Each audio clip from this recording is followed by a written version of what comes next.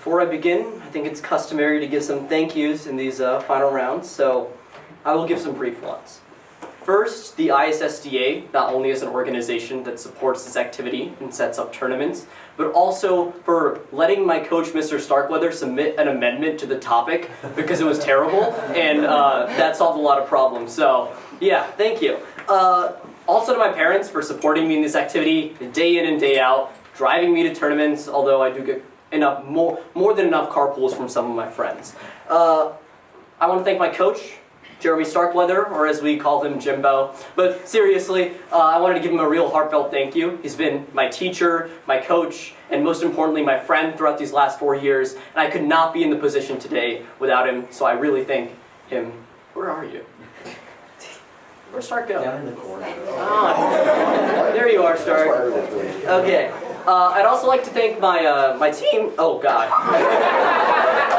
Glad we got that out of the way. I'd also like to thank my team, not only in the LD unit, but for PF, what are the other ones? Policy, Congress, World Schools, all those other ones. We have a culture that's like really good. We were all friends with each other. I mean, we have some problems, but like they're mostly sorted out. So I mean, it's pretty good. Specifically, I want to thank the LD unit. Sarah, you've been like here for the last 3 years, and I mean 4 years. I joined 3 years ago in LD, and you know we've had a lot of good experiences at nationals and this final round last year. Chris, I want to especially thank you because he forfeited against me at districts last week. So I'm going to Nats because of him. So shout Chris Chen out right there. And then also Anton, a new member of the LD squad this year, but he just got to semis. He's like a rising star, so watch out. Anton Kozalici, next year final round. Anyway, I'd also like to thank the rest of the team to be my cheerleaders in this tournament. Like Alina watched like all of my rounds today, and like also seniors from past tournaments like Noah, or is Noah in this department? Whatever. And then Bowden's not here today, he's in Ukraine, but you know, good guy. I wouldn't be the same guy without him. I'd also like to thank everyone else in the speech and debate community because you make it what it is today. All of you, like the motivation to beat you is why I'm here right now. And without you, I wouldn't be the person I am today. Finally, I'd like to thank Lightning McQueen and Cars 1. I watched Cars 1 last weekend, and the quote that really resonated with my message this tournament is 1 winner, 43 losers, and I eat losers for breakfast. That's the motivation I came in and mindset I came in for this tournament, and I wouldn't be here in this position without that motivation. With all those thank yous out of the way, is everyone ready? The 6-minute affirmative constructive starts on my first word. Because I believe all nations should play by the same rules, I affirm resolve. The United States ought to become party to the United Nations Convention on the Law of the Sea. For clarity, the law of the sea is defined as a legal framework that regulates all ocean space, its uses, and marine resources. Essentially, the convention is a constitution or set of rules for all matters in the oceans that the United States has refused to join. Additionally, I'll refer to the law of the sea through its acronym UNCLOS in this debate. I value justice defined as fairness. Prefer justice as the highest value in this debate because all people have basic dignity and rights that governments ought to protect. The criterion, thus, is societal welfare. Prefer this criterion because the best way for a state to uphold justice is by prioritizing the overall welfare and benefits for all of its citizens. This leads me to my first contention, deep sea mining. Deep sea mining is the process of extracting minerals on the ocean floor and has the potential to tackle climate change. The only question then is whether the United States is on board. Philip Gales from Harvard University writes in 2024 that the overwhelming opinion is that deep sea mining will happen. It's more a matter of what regulations and approaches will occur. While we sit on the sidelines, companies in China, Russia, and India are already making moves in the industry. However, the only way the US can access deep sea mining is by getting legal protections from UNCLOS, which manages its permits. This is true for 2 key reasons. First, joining UNCLOS boosts business confidence for United States companies in the industry. Senior advisor David Sandalo from Columbia explains that few, if any, companies would invest the enormous sums needed for deep seabed mining without UNCLOS approval. This means that the only way US companies are confident in entering the deep sea mining industry is by the United States joining UNCLOS and getting legal protections for their investments. Second, joining UNCLOS gives the United States mining industry global credibility. The Council on Foreign Relations explains in 2024 that while the United States could technically mine the deep seabed without joining UNCLOS, this approach could damage the United States' reputation as a proponent of international cooperation and the rule of law, affecting its global standing and relationships. This increase in U.S. access to deep-sea mining, which only comes on the affirmative side in this debate, is critical to tackle climate change. There's 3 key reasons here. First, the industry has immense potential to provide green technology. Katie Burgum from Stanford University explains in 2024 that metals integral to the clean energy transition and creating electric vehicles like nickel, copper, cobalt, and manganese are found in abundance on the seafloor. That means putting things in perspective. Only about 0.2% of the entire seabed can power 280 million EVs, the total number of cars in the United States today. Therefore, deep-sea mining, which is only unlocked on the affirmative, is critical to green technology. Second, deep-sea mining is significantly better than the alternative of land-based mining. Dr. Stephen K. Toda concludes in 2020 that he empirically examined all major categories of impacts, including biodiversity, social, and economic, and suggests that producing metals from the seafloor could have significant advantages over land ores across nearly every impact category, because issues such as emissions burdens could be virtually eliminated. This means that when we prioritize policies like deep-sea mining over land-based mining, we are comparatively having a better alternative for climate change.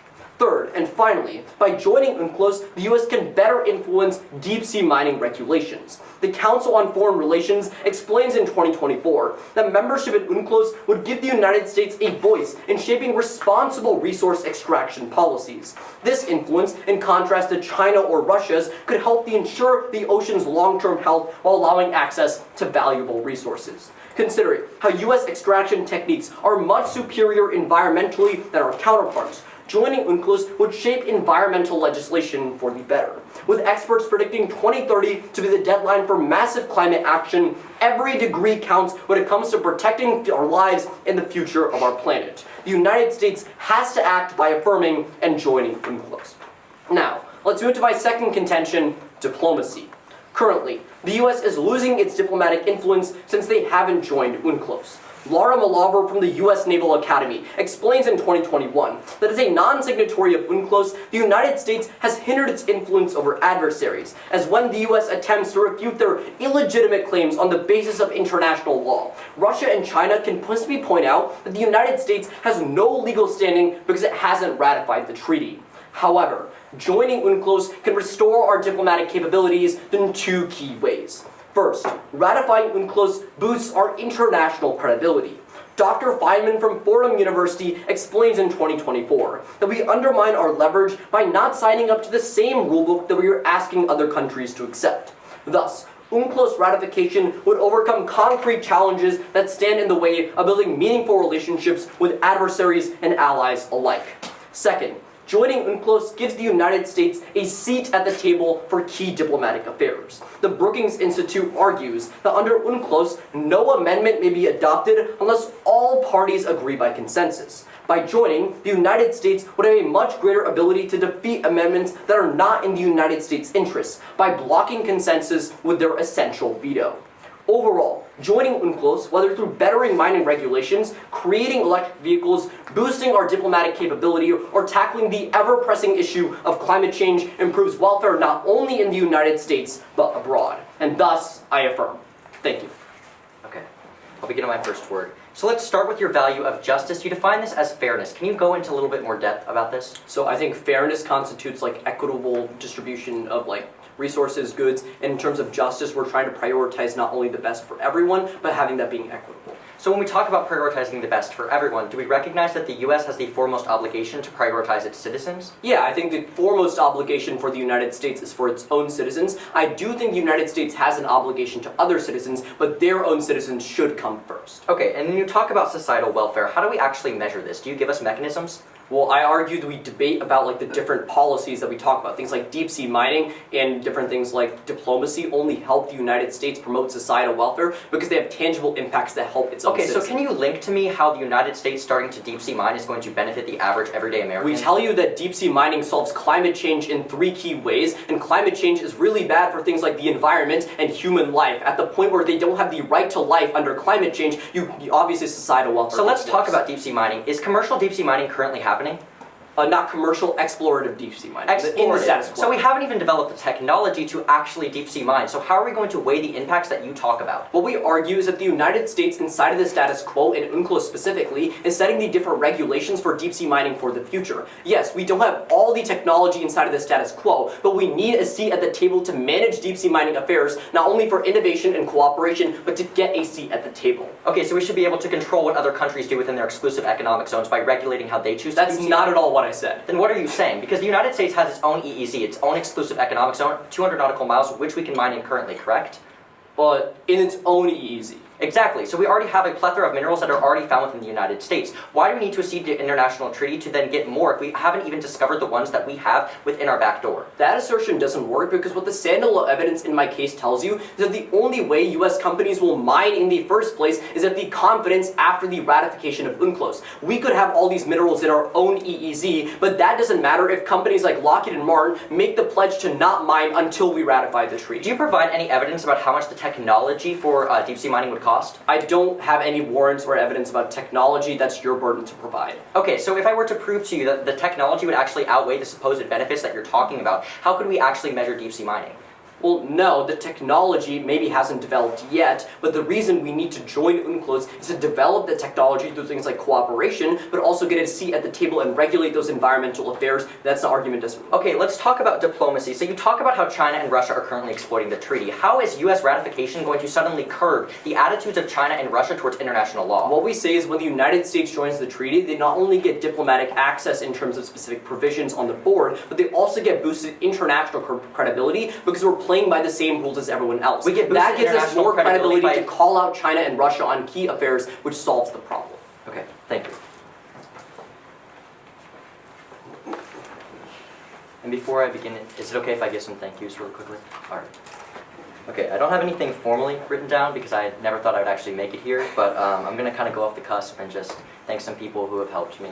Firstly, my beautiful mother who's sitting right there. She's been judging this whole weekend and spending time with me, so I really appreciate that. Secondly, my grandmother, I call her Mems because we have so many memories together. I love her, she's my #1 supporter, and she's encouraged me throughout this process. And then lastly, my dad, he's always been there for me and he's always helped me with whatever I need. I'd also like to thank my team. A lot of them are watching right now. They've helped me throughout all of our practices and throughout all of our tournaments. I really feel like they're some of my best friends and we have a very close-knit community and I'm so thankful for them. And then lastly, I would also like to thank this whole entire speech and debate community and the ISSDA, as Akul said, just for kind of encouraging this rigorous environment and helping the young people of today grow into future leaders, hopefully. And then, with all that being said, if anyone is not ready, all right, okay, then I will begin on my first word.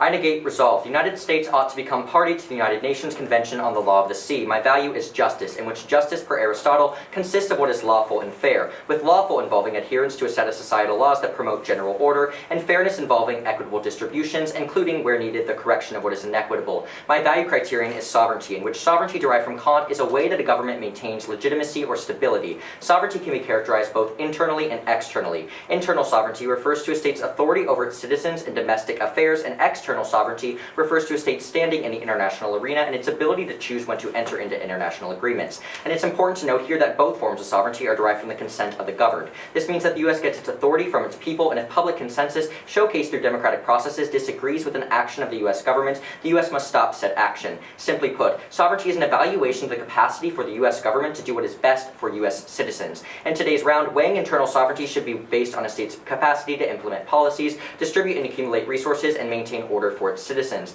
External sovereignty should be evaluated through a state's ability to engage independently in international affairs and to maintain the right to choose when to enter into international agreements. My sole contention is that the law of the sea is going to decrease U.S. freedom. My layer 1 is external threats to the South China Sea. The Miami International Law Review explains that China's 9-dash line, an area recently claimed through exploitation of ambiguous wording in the law of the sea, severely encroaches on neighboring countries' territorial waters, escalating tensions and destabilizing the region. And as the CFR furthers, China's sweeping claims of sovereignty over the sea have antagonized competing claimants like Taiwan, Indonesia, and Malaysia. Recent exploitation of the law of the sea by China has stripped these smaller Southeast Asian countries of their own sovereignty towards the sea and its resources. Thus, as Blumenthal and Maza of the AEI explained, for the U.S. to ratify the law of the sea, it would be signaling approval of faulty interpretations of international law, while also committing itself to endless dispute resolutions and international bodies that it would have to further ignore and that wouldn't actually work, which would then cede the moral high ground it now holds by following established customs. But furthermore, acceding to the convention would also hinder the U.S. military and its ability to curb Chinese and Russian aggression. Take just 3 examples from the convention: Articles 20, 88, and 301. Article 20 forces submarines to travel on the surface and show their flags in territorial waters, which compromises American naval operations. Article 88 reserves the oceans for exclusively, quote, peaceful purposes, which prevents the U.S. from defending its allies on the high seas. And Article 301 requires other states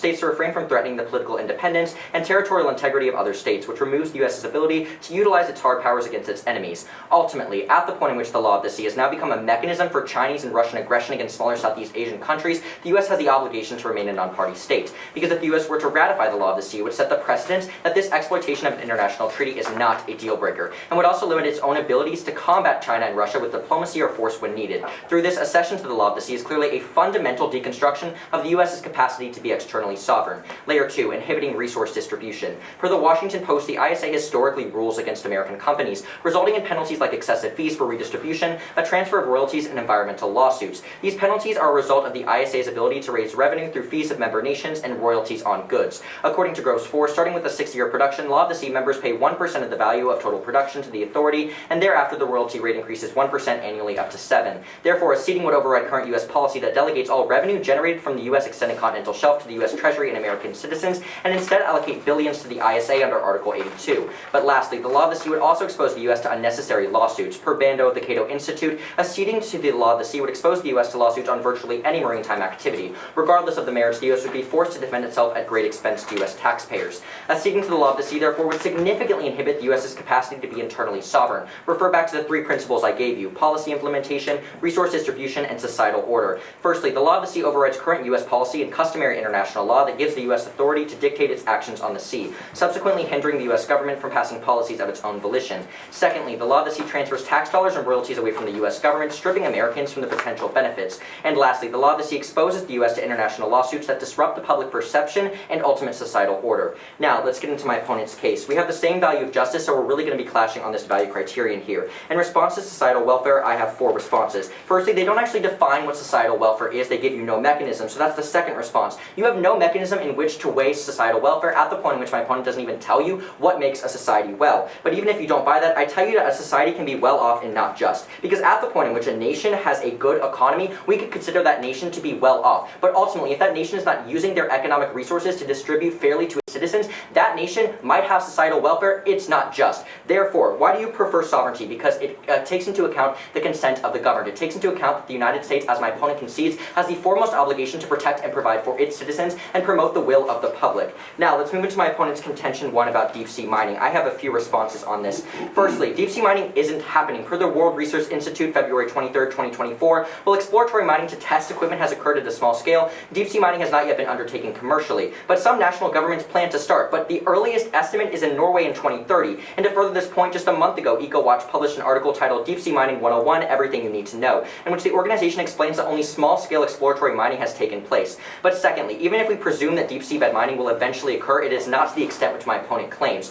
Think back to the California gold rush, in which companies gave projections of the profitability and amount of resources down there and lied. And in a 2021 study by the Maritime University of Poland, researchers concluded that projected profits from deep-sea bed mining are likely to never arise and are most likely exaggerated exacerbated. But furthermore, even if we presume that these supposed profits will occur, they don't take into account the cost of the technology needed. Stone of the Earth reports that in 2018, the technology doesn't exist for deep seabed mining and won't exist for decades, and companies are not interested since the initial cost alone is billions of dollars. My opponent provides you no evidence about the actual cost of the technology, therefore their point just falls on that point alone. But lastly though, even if we take my opponent at their highest ground and presume that deep sea mining will happen and will be a profitable industry, it is still better for the US to stay outside of the law of the sea, because joining it would only be a distraction from the actual development of the technology necessary to carry this out. The United States would be able to develop the technology, but under the law of the sea, we would have to give it to smaller developing nations. That's not going to help the United States. Now let's move on to their contention too about diplomacy. I can inherently sum this up in soft power. Two responses. Firstly, the law of the sea is going to force the United States to violate the own articles it would accede to and decrease its legitimacy. According to Reidner of the National Policy Review, Article 88 of the treaty, which stipulates that the high seas shall be reserved for peaceful purposes, together with Article 301's requirement to refrain from any threat or use of force against territorial integrity, is going to compromise U.S. naval security. Because if in a position where the U.S. had to try to enforce justice, it would have to either therefore break the laws it acceded to or not help its allies. Either way, worse legitimacy. But secondly, Robinson Meyer of the Atlantic expresses that the U.S. is the only country currently to reject the Paris Agreement. There's already a vast number of international treaties that the U.S. has pulled out of. No one's going to take accession to the law of the sea seriously. But even if you don't buy that, I tell you that UNCLOS inherently is not going to be legitimate because of the examples my opponent cites to you of China and Russia continuously exploiting this. Ultimately, without enforcement mechanisms, there can be no international law that we should actually form to. That's why you vote neg. And I now stand open for cross-examination.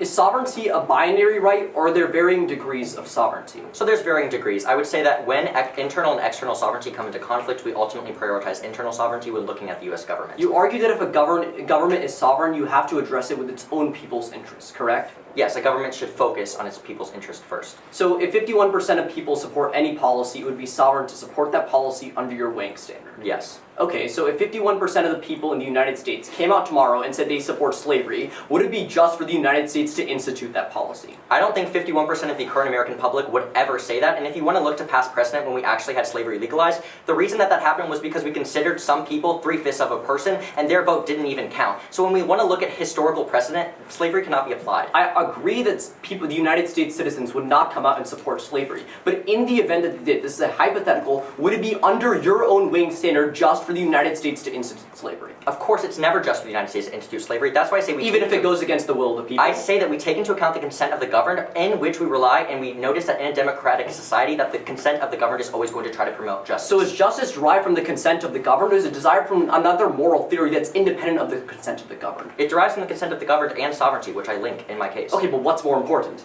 I would say that sovereignty is more important. That's why I'm using it as a value criterion. Okay, that's fine. Under contention one about freedom, you talk about the South China Sea doesn't work inside of the status quo, but is there any net negative of the United States joining the treaty on this argument? Yes, because I provide you an example of how China is constantly just abusing this treaty. If the United States accedes to the law of the sea, then it would be therefore signaling its approval of what's happening. Would you argue that the United States and UNCLOS's credibility actually gets boosted when we join the industry, and our capability to challenge China does the same? No, joining an illegitimate treaty will never boost someone's political legitimacy. Okay, that's fine. On your third warrant about the ISA and how they hate us inside of the status quo, isn't getting a seat at the table in the ISA board and on those affairs going to be crucial at mitigating that problem? Well, the seat at the table you're talking about is one vote in 169 countries. That's not going to actually be influential. But secondly, even if you don't buy that, I would say that when we accede to the law of the sea in the ISA, we haven't been in the law of the sea for decades. There's already decades present in which Russia and China have controlled the law of the sea. They're not going to suddenly favor the United States just because we accede to it. Isn't that one single vote that you try to diminish effectively give us veto power per our own evidence that we read?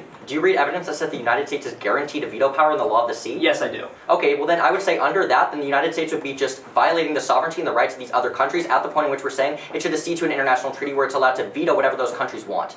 Okay, that's fine. Under final argument about lawsuits, you say the United States will be subject to many lawsuits under when we join UNCLOS. How many lawsuits in the last 40 years of the treaty have actually been conducted? 33.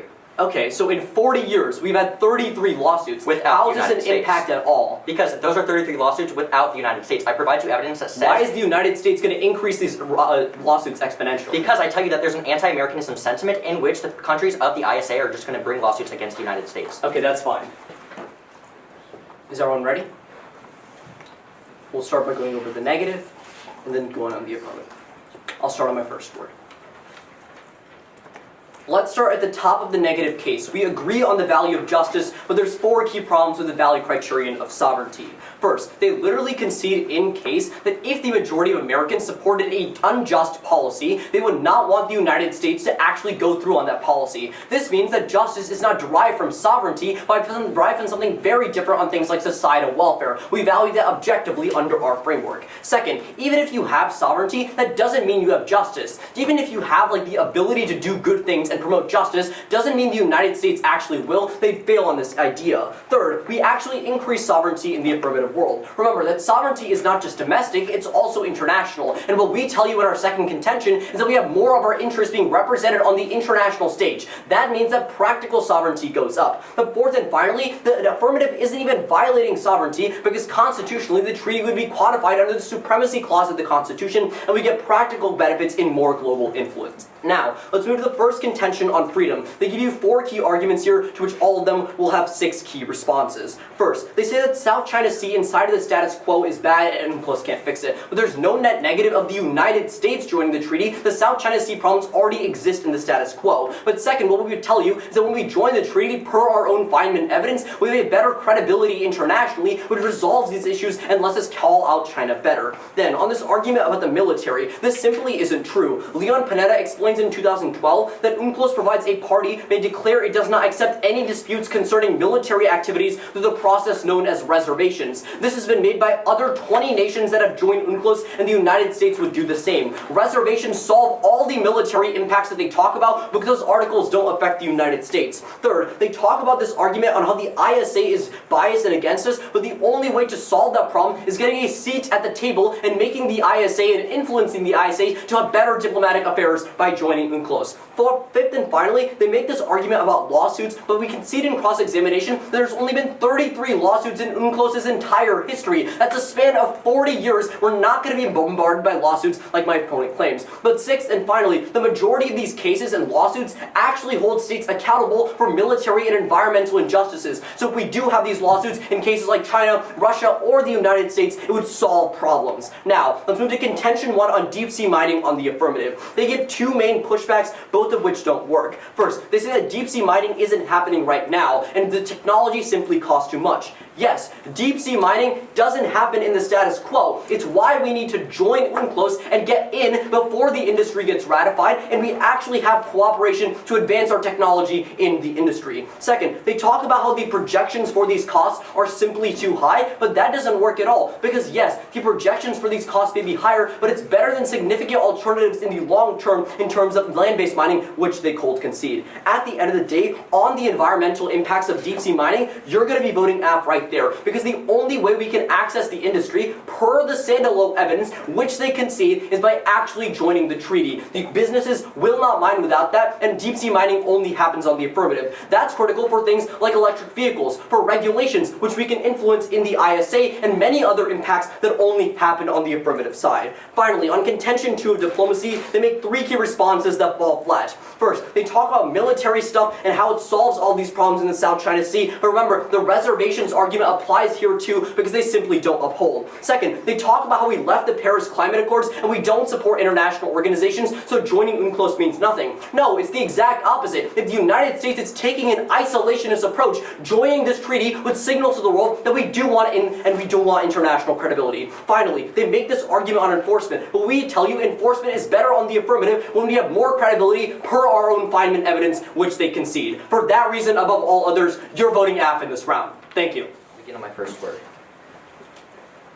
In response to my value criterion of sovereignty, my opponent gives you 3 responses. Firstly, they tell you that the majority of Americans could want something bad. I have a couple of responses to this. Firstly, I would tell you that the majority of American people actually wouldn't want something bad under the status quo. If we were to take this nihilistic view and then say that the American public is going to vote for something or is going to showcase their consent for something like slavery, then we can never actually achieve justice, because then we're inherently conceding that people are born bad. And that's not how we get to justice. That's not how we get to fairness. That's not how anything is actually done. But secondly, even even if you don't buy that, I would tell you that the majority of people aren't going to actually consent to UNCLOS. Why is this true? Firstly, according to Chicago Council that conducted a survey regarding if the U.S. responsibility in world affairs was currently appropriate circa July 2024, 49% of the American public responded that since the U.S. is limited in resources and needs to focus on its domestic problems, it needs to, quote, reduce its involvement in world affairs. In that same survey, only 17% of respondents thought that the U.S. had a responsibility to take a, quote, leading role in world affairs. Thus, you can see that the United States public, based on the consent of the governed alone, is not consenting to the law of the sea. You don't buy that argument for that reason alone. Now, moving on to my contention one about decreased freedoms.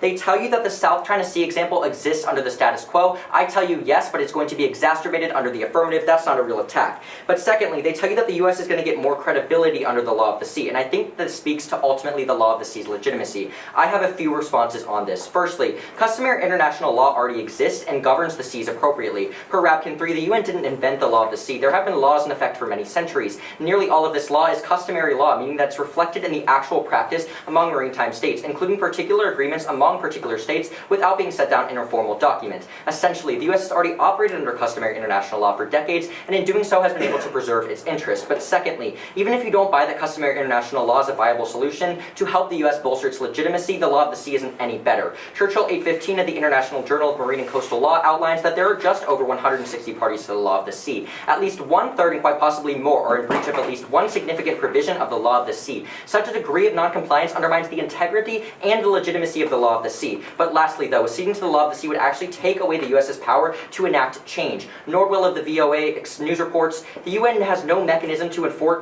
the law of the sea has no mechanisms to enforce court decisions through either military action or economic sanctions. The only hope under the law of the sea is diplomatic pressure. And I would tell you that at the point in which we're relying on the benevolence of China and Russia to listen to what the U.S. says under the law of the sea, we're not actually getting anything done. My opponent wants to paint this picture that suddenly if the United States were to accede to the law of the sea, that these countries would start to listen to international law. I tell you, they're already ratifying the law of the sea and not listening right now. They're going to come up with more excuses again and again and again, because the reality is that the United States is the #1 geopolitical competitor of both China and Russia. They're just going to turn this on us. They're not going to say, oh, they acceded to the law of the sea now we're going to suddenly be more benevolent towards them. That's not going to happen. There's no impact. My opponent cannot account for this. Now, moving on to my opponent's case and their responses. I give you a bunch of responses on deep sea mining, but they only give you essentially two things to combat this. Firstly, they say that we need to join the law of the sea to actually get into the deep sea mining industry before ratification, but I think there are a few things that are wrong with this. Firstly, at the point in which deep sea mining isn't even happening right now, and it's not even going to develop at the rate that my opponent wants to paint the picture of, then we're not going to accede to the law of the sea for deep sea mining because we can't evaluate something that isn't happening. But even if you don't buy that, I tell you that ultimately this technology is going to outweigh. I give you a statistic that says that this technology is going to ultimately outweigh the potential benefits and economic interest of deep sea mining. My opponent completely drops this. But thirdly, even if you don't buy this, I would say that inherently the United States doesn't need to get into the law of the sea to mine.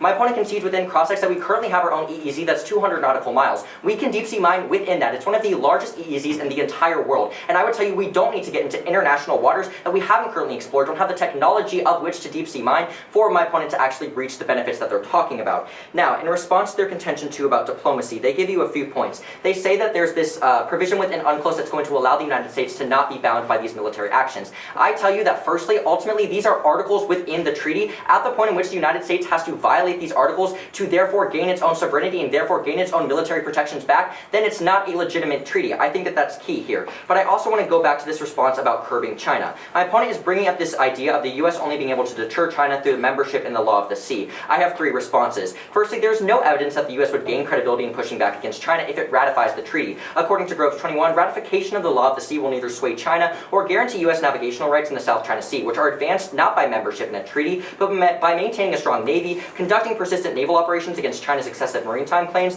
and supporting key U.S. allies. But secondly, the U.S. already has mechanisms to curb China without party status. Dean Chang of the Heritage Foundation 2014 reports that the Freedom of Navigation Program, the primary means of the U.S. confronting China's excessive claims, does not rely on U.S. membership in the law of the sea. Therefore, if the U.S. ratifies the law of the sea, it would take away another viable response on top of those that I read to you in case to Chinese aggression. Lastly, though, even if you buy that the U.S. would be able to garner support against China and take international action, unless that action included war, China isn't going to listen. Cardin of the Foreign Policy War writes that China has ferociously stated that it will disregard any international law, and there is no reason that they will listen. And Agrawal of the National Maritime Foundation substantiates this, reporting that in 2011, China refused to accept its recent arbitration tribunal ruling, saying that there was no jurisdiction on the case. Ultimately, we cannot rely on China to just be more benevolent and actually adhere to this international treaty. My opponent doesn't solve for this. So, on voting issues. The first voting issue is going to be this idea of this value structure. I tell you, you prefer sovereignty and justice because we take into account the consent of the governed and we take into account what the American people want. The US government has the sole obligation to promote and protect its people first. Ultimately, my opponent doesn't account for that within societal welfare. I do within sovereignty. The second voting issue is going to be this idea of solvency. My opponent brings up deep sea mining, brings up international influence, but ultimately, at the point in which UNCLOS has no enforcement mechanisms, none of this is actually going to be solved under the affirmation. You vote neg based on those two facts alone. So proud to negate. The 3-minute affirmative rebuttal, starts on my first word.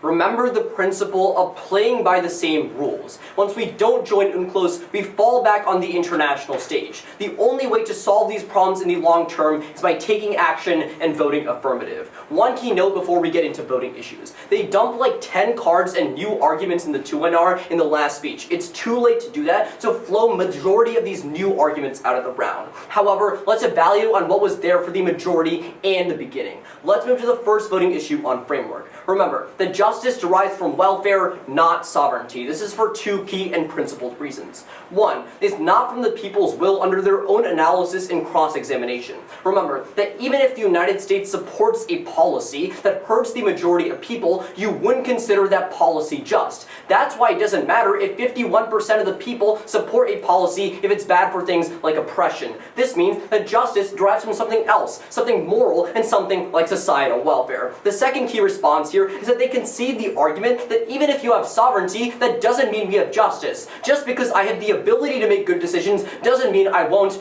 Trust me, I really won't. Then, finally on practical sovereignty, even if you buy their framework, what it means in the real world is that sovereignty increases internationally on our own national interests. For that key reason, even if you buy the negative framework, you're still voting AF in this round. The second key voting issue is going to be on deep sea mining. It's the biggest impact in this debate because climate change has the impact to not only devastate our generation, but the next dozens. This only happens under UNCLOS, as deep sea mining only happens on the affirmative. They say that it's not happening right now inside of the status quo, and that's a problem. But they literally read evidence in their own case which tells you in 2030, Norway and other countries will have access to deep sea mining. That's why, right now in the status quo, deep sea mining is coming. It's inevitable per our own Gale's evidence. The only way we need to do is get into the industry before it actually happens. Further, they drop the Sandalo evidence, which is very crucial, and it tells you that the only way companies in the United States like Lockheed and Martin will mine is if the United States joins UNCLOS and ratifies their own protections. This is very key, because when deep sea mining only happens on the affirmative, you only get 280 million electric vehicles, you only get better environmental regulations, and you only get a better alternative than land-based mining on the affirmative. Both frameworks you vote out right there. Then, the third and final voting issue is going to be on the impact debate. Even if you buy everything they say, what does their role look like? You have 33 lawsuits filed. You have military issues that are solved with reservations inside of the status quo. Also make this argument on credibility, on customary international law. Remember, it's too late in the round, and at best, it's non-unique. But what does the affirmative have? It has a chance, and efforts, and a very good effort to solve the biggest issue that will plague the next generation. Climate change will take millions of lives, and at the point where deep sea mining is only accessed on the affirmative, that's only being the biggest impact in this round. If you want to save lives, or promote welfare, or justice, you're voting AF. Thank you.